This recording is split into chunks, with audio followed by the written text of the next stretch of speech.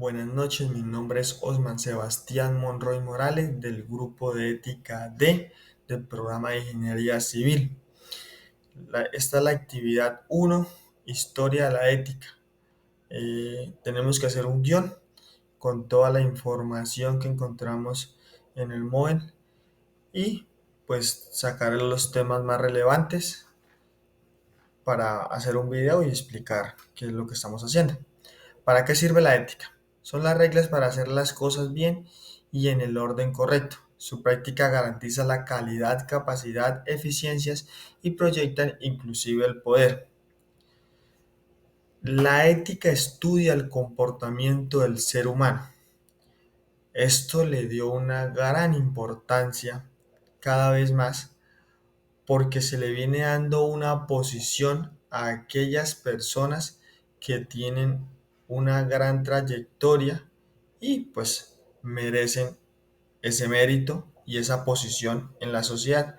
Entonces, cada vez la- los seres humanos van tomando predominio sobre los comportamientos y la normativa que entrega la ética para así poder tener una posición que cada vez es más relevante y más significativa en la sociedad. Bueno, la segunda pregunta dice, ¿son la moral y la ética la misma cosa?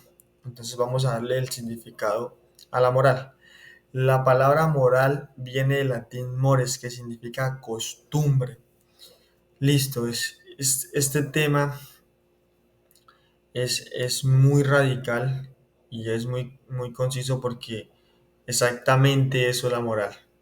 Es una costumbre que viene desde la Edad Media, con grandes relevancias que nos entregaron los griegos, los romanos y los hermanos. Y claramente pues algunos más, pero pues estos fueron los más relevantes y los que llevaron a otro nivel este tema del significado de la palabra moral.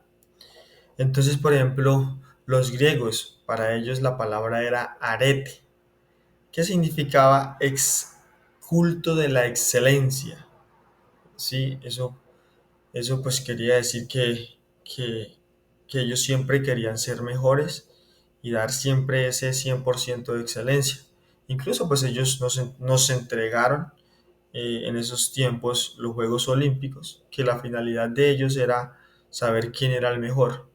Y pues esta costumbre se vino generando desde esta época y pues hasta, hasta la época en la que estamos se viene se viene sumando cada vez más interesante. Bueno, entonces los segundos que tomaron, que le dieron un significado a esta palabra eran los romanos con, con la palabra gravitas, que eso significaba serenidad de la crisis, procurar ser grave donde dominaban sus miedos porque esto no es de hombre o mujer adulto. Bueno, para ellos era muy relevante que en momentos de crisis el ser humano tuviera esa acción de serenidad. Así fuera lo más relevante, como podría ser una, una batalla, lo que podría ser tan simple una simple quema de un pueblo, pues porque para ellos a esta edad era mucho la sangre que vivían, ¿no? Entonces, pues para ellos algo muy relevante que decía que nunca se vio a un senador romano correr ante un peligro, porque pues ellos siempre su honor era dar serenidad en los momentos eh, más peligrosos o más relevantes. Bueno, y ya de pronto encontramos los hermanos, que ellos sí nos dieron una palabra muy grata, que es la lealtad. En ese entonces fue muy significante porque pues estábamos en muchas guerras y esta palabra eh, entró muchísimo para poder manejar todos estos términos. Incluso ellos hablaban del tema de Judas, que para ellos se fue muy, o es muy, muy incomprensible. Entonces, bueno, eso es más o menos. Y bueno, entonces, pues ya nosotros le dimos un significado a la moral. Entonces, pues la pregunta claramente dice que que si es la misma cosa. No es la misma cosa, porque estamos hablando que la ética es el estudio del comportamiento del hombre y la moral es la costumbre que nos viene generando desde la Edad Media algunos significados de palabras que les entregaron honor para ellos. Listo, este es el significado de esta pregunta. Bueno, ¿cuál es la diferencia entre ética y moral? Bueno, pues eso más o menos lo veníamos hablando en la anterior pregunta. Entonces, pues vamos aquí a hablar vamos a, aquí dejé algunos puntos donde hablo de diferencias, ¿no? Dice, la ética suele basarse en principios racionales, mientras que la moral a menudo proviene de tradiciones y sentimientos. La ética busca ser objetiva y universal, mientras que la moral tiende a ser subjetiva y relativa. La ética es más sistemática y reflexiva. La moral suele ser más espontánea. La ética estudia la moral y las conductas correctas a través de teorías filosóficas. La moral se interioriza en forma personal e influye en las decisiones individuales. La ética plantea lo que debe ser. La moral enfoca en lo que es para determinar un grupo.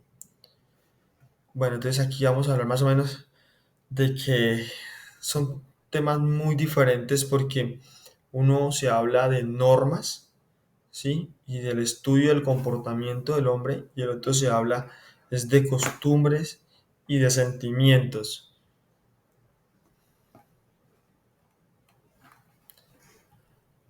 Ya empezamos a la segunda pregunta. Dice enseñar un curso de ética es suficiente para cambiar las prácticas sociales. Sí y no.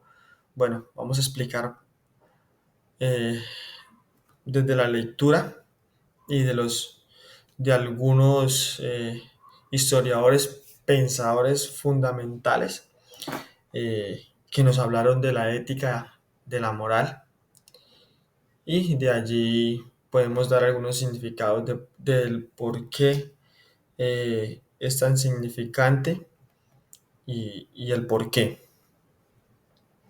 Bueno, entonces podemos encontrar a Aristóteles dándonos a entender la importancia de la ética, que era la acción humana para la búsqueda de la libertad. Él hablaba de que en la ética podríamos encontrar la felicidad. Entonces, que esa búsqueda de la libertad era felicidad. Bueno, ya aquí nos encontramos con un alemán, se llama Immanuel. Él era un crítico más de la moral, ¿sí? Del sentimiento que entregaba la costumbre, la religión y la cultura. Nos habló, era más estos términos donde pues en la Edad Media se tocaban mucho para temas fundamentales de conquistas y grandes hazañas, por sus términos de lealtad, finalizando pues con temas de guerras y de soberanías por sus territorios, ¿no? Bueno, ya aquí más adelante podemos encontrar un término de la lectura que nos decía eh, la doctrina de utilitarismo, ¿sí? Claramente por Jeremy Bentham, que fue el padre y creador de esto en 1748, eh, donde John Mill reformula la teoría. Esta parte es muy interesante, ya que ellos hablan de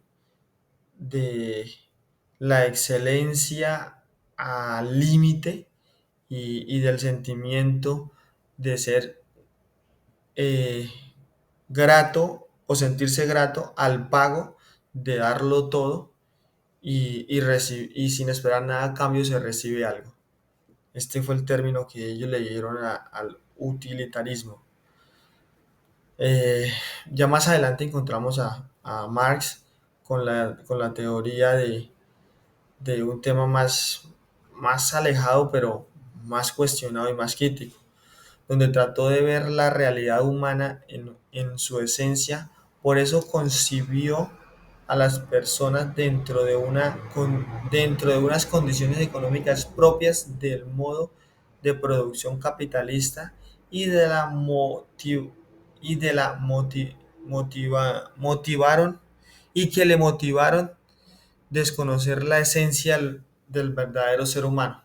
Pues él tuvo mucha crítica en esto, ya que cada vez más se vino estudiando el comportamiento del ser humano y lo grato de, de, de la moral y del utilitarismo.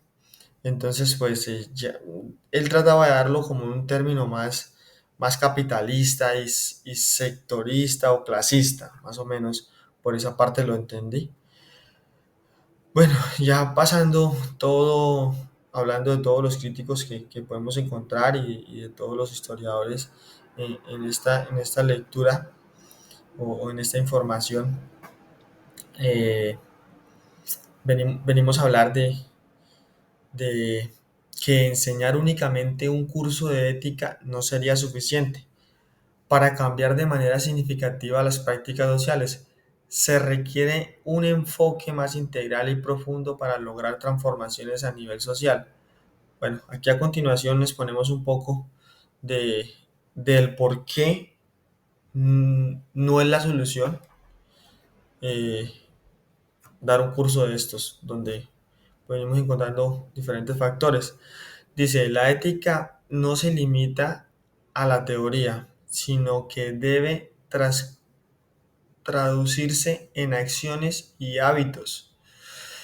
Un curso puede proveer las bases conceptuales, pero no garantizar que las personas lleven a la práctica en su vida diaria y entorno.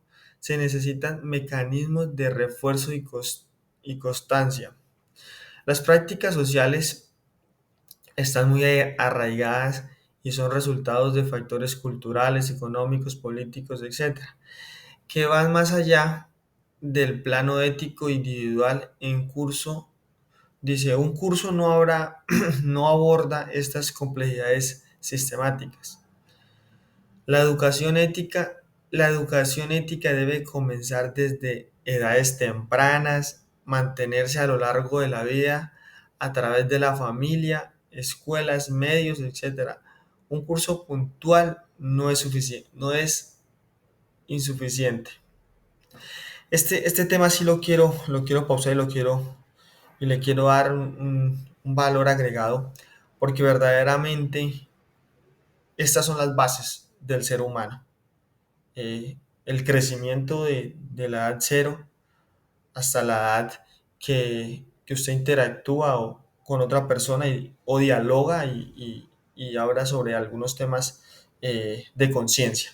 Entonces yo sí creo que la familia tiene un papel fundamental, eh, que puede reevaluar absolutamente todo y le puede hacer mucho más fácil a la sociedad eh, una persona íntegra y llena de normatividad hacia la ética.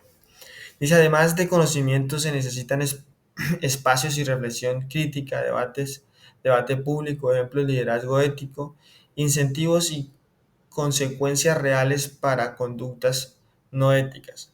Las personas tienden a resistirse al cambio si no ven beneficio claro y tangible. Un curso podría no ser suficiente, persuasivo, motivador por sí solo. O sea, sí, claramente anteriormente mencioné que teníamos un beneficio, sí, que si la persona tenía un buen comportamiento y, y pues se ganaba su mérito, pues le daban una posición y un respeto, pero pues sigue siendo no tangible. Entonces creo que es un tema difícil. Bueno, aquí ya pues más o menos vengo hablando de eso. Entonces, tercer punto. De los sistemas éticos vistos en la plataforma, tenía que escoger dos. Pues para mí los más relevantes fueron la ética comunicativa.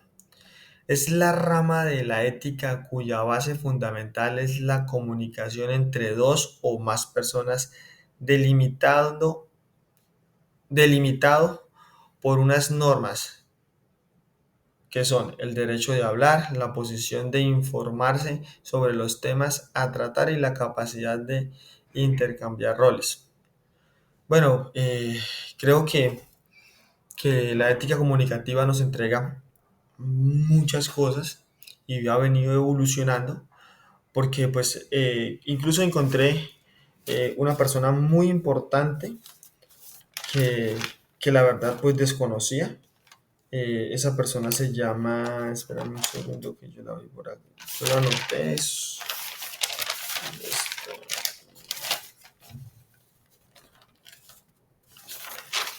esperaré un segundo que yo anoté el nombre. Así, aquí está.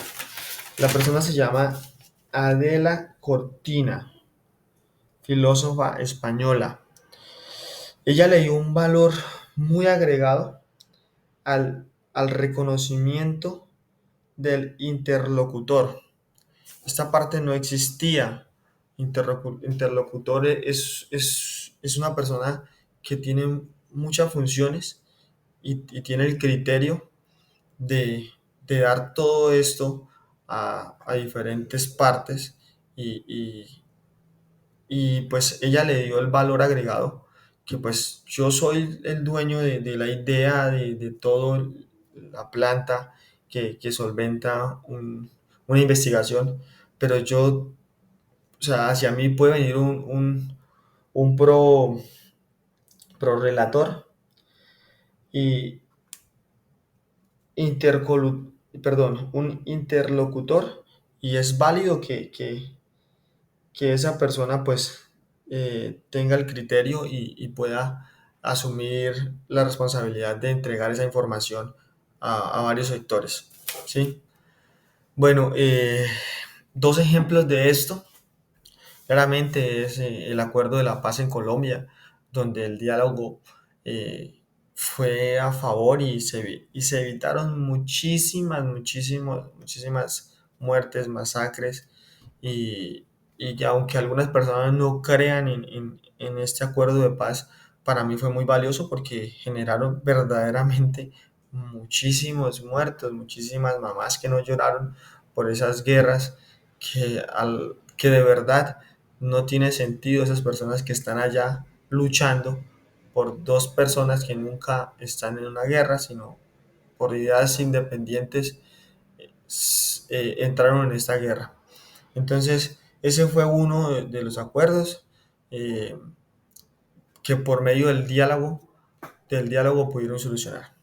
Ya encontramos el otro, pues para mí que lo busqué en internet, está Acuerdos de Oslo, que es, estos acuerdos marcaron un hilo en el proceso de paz entre Israel y Palestina, negociaciones secretas que llevaron a cabo en Oslo, Noruega, estuvieron mediadas por el gobierno noruego. Los acuerdos establecieron el reconocimiento mutuo entre Israel y organizaciones para la liberación de palestinos.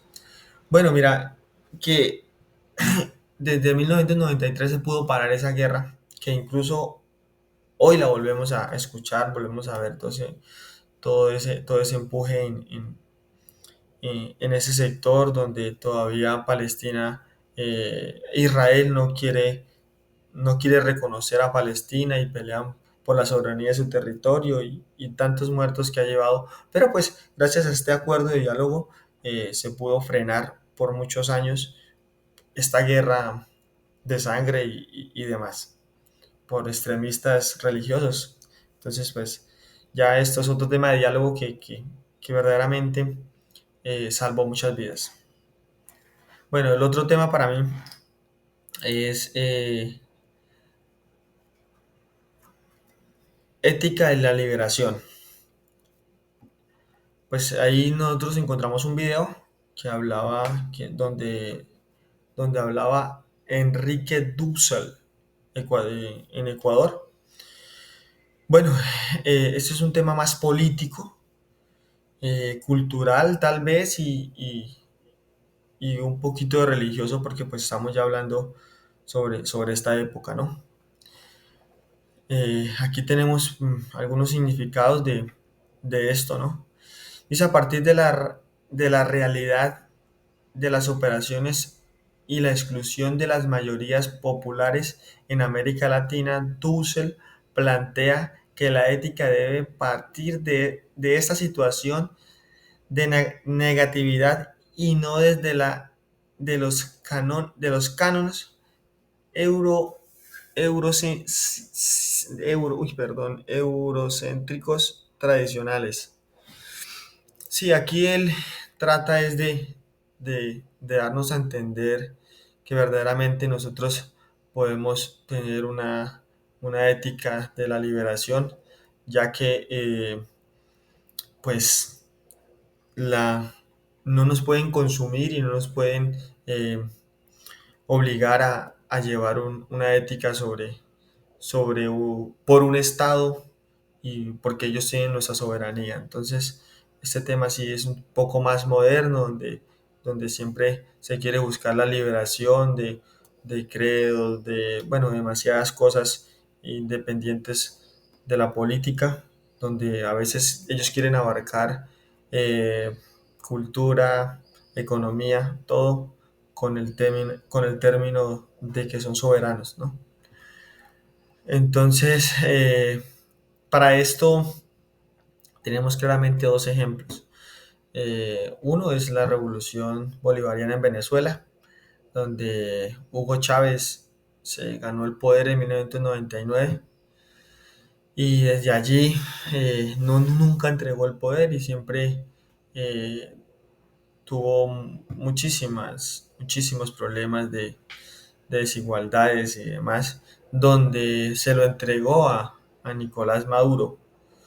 Eh, con todo ese tema uno ve claramente es toda esta hegemonía que nunca quisieron dejar y que pues ojalá salgan de eso porque está en o sea, es sobre este tiempo y no se puede saber que es 2024 y que todavía existen estos gobiernos y y no pueden soltar. Entonces, el otro ejemplo es el gobierno de Evo Morales en Bolivia, donde pues también trató de tener una hegemonía eh, y, y claramente beneficios totales con la política y obligando al ser humano a olvidarse de la importancia y que tiene eh, toda toda esta soberanía, ¿no? Entonces muchas veces es más el no saber y tener conciencia de la importancia de lo que significa Estado y que por eso nos llenan de muchas cosas porque son los que tienen nuestra soberanía, pero pues es desconocimiento del asunto. Bueno, entonces, bueno, aquí nos habla más ya un cuarto punto sobre algunas preguntas sobre el secuestro. Dice secuestrar personas y ponerlas a trabajar sin sueldo y a la fuerza es, entonces era un significado eso.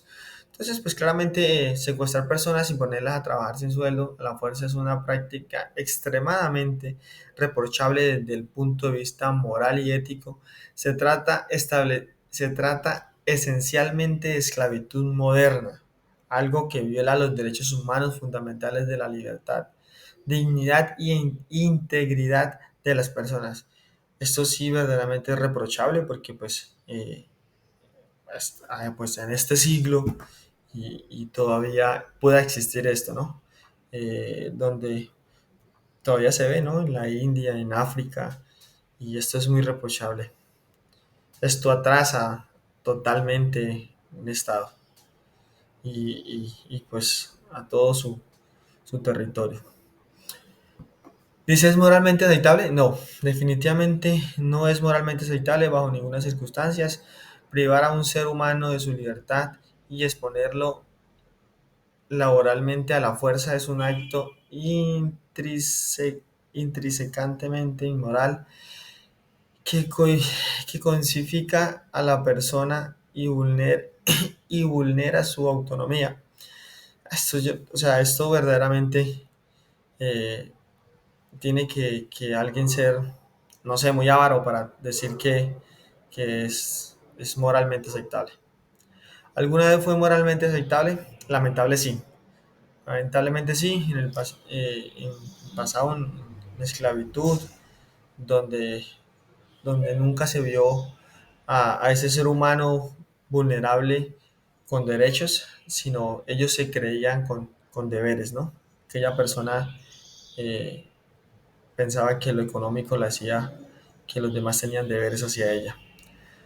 Bueno, ahora es moralmente aceptable, pues se supone que no. Actualmente no hay ningún argumento moral válido que pueda justificar la esclavitud o prácticas análogas en ninguna parte del mundo.